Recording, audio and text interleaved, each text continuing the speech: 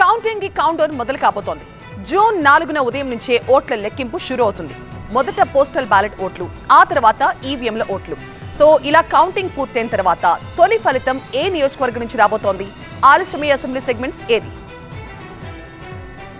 ఏపీలో కౌంటింగ్ కోసం ఎన్నికల సంఘం పకడ్బందీగా ఏర్పాట్లను చేస్తోంది. ఒక్కో అసెంబ్లీ సెగ్మెంట్ కి 14 కౌంటింగ్ టేబుల్లను ఏర్పాటు చేస్తున్నారు.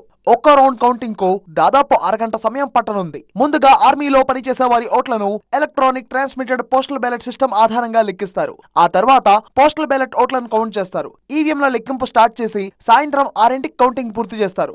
ఉదయం 11 గంటల వరకు ఫలితాలపై క్లారిటీ వచ్చే అవకాశాలున్నా మధ్యాహ్నానికి తుది ఫలితాలు రానున్నాయి. తొలి ఫలితం తూర్పుగోదావరి జిల్లా కొవ్వూరు, పశ్చిమ గోదావరి జిల్లా నరసాపురం నియోజకవర్గాల నుంచి వెలువడే అవకాశాలున్నాయి. ఈ రెండు నియోజకవర్గాల్లోనే 13 రౌండ్లోనే లెక్కింపు పూర్తి కానుంది. ఇక అల్లూరు జిల్లా రంపచోడవరం, తిరుపతి జిల్లా చంద్రగిరి నియోజకవర్గాల ఫలితాలు మాత్రం ఆలస్యం కానున్నాయి. ఈ రెండు చోట్ల 29 రౌండ్ల చొప్పున ఓట్ల లెక్కింపు జరపనున్నారు. మరోవైపు విశాఖ జిల్లాలోని భీమిలి, నంద్యాల జిల్లాలోని పాణ్యం ఫలితాల కోసం రాత్రి వరకు వేచి చూడాల్సిందే. మరోవైపు వీవీప్యాట్ల చీటీల లెక్కింపు పూర్తయ్యాకే అధికారికంగా తుది ఫలితాలు వెలువడతాయి.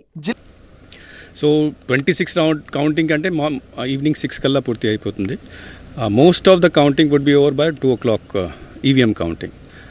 దీంతోపాటు మనము ఇంక్రీజ్ చేసిన టేబుల్స్ ప్రకారం పోస్టల్ బ్యాలెట్ కోసం కూడా before 6 o'clock all EVM counting as well as postal ballot counting పూర్తి అయిపోతుంది.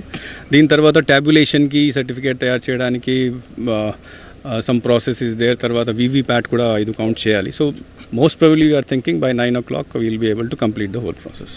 జిల్లాలో కౌంటింగ్ ఏర్పాట్లను సీఈఓ ముఖేష్ కుమార్ మీనా స్వయంగా పర్యవేక్షిస్తారు. కౌంటింగ్ కేంద్రాల దగ్గర 3 అంచెల భద్రతను ఏర్పాటు చేస్తున్నట్టు ఆయన చెప్తున్నారు. రాష్ట్ర వ్యాప్తంగా కౌంటింగ్ హాల్లో గొడవలు చేస్తే వెంటనే అరెస్ట్ చేసి జైలుకు పంపిస్తామని హెచ్చరిస్తున్నారు సీఈఓ. కౌంటింగ్ కేంద్రాల బయట కూడా 144 సెక్షన్ అమలు చేయనున్నారు. ఫలితాల తర్వాత ఊరేగింపులు, ర్యాలీలకు నో పర్మిషన్ అంటున్నారు ఎన్నికల అధికారులు. సీసీ కెమెరాలతో మినిట్ టు మినిట్ పరిశీలిస్తామని చెప్తున్నారు.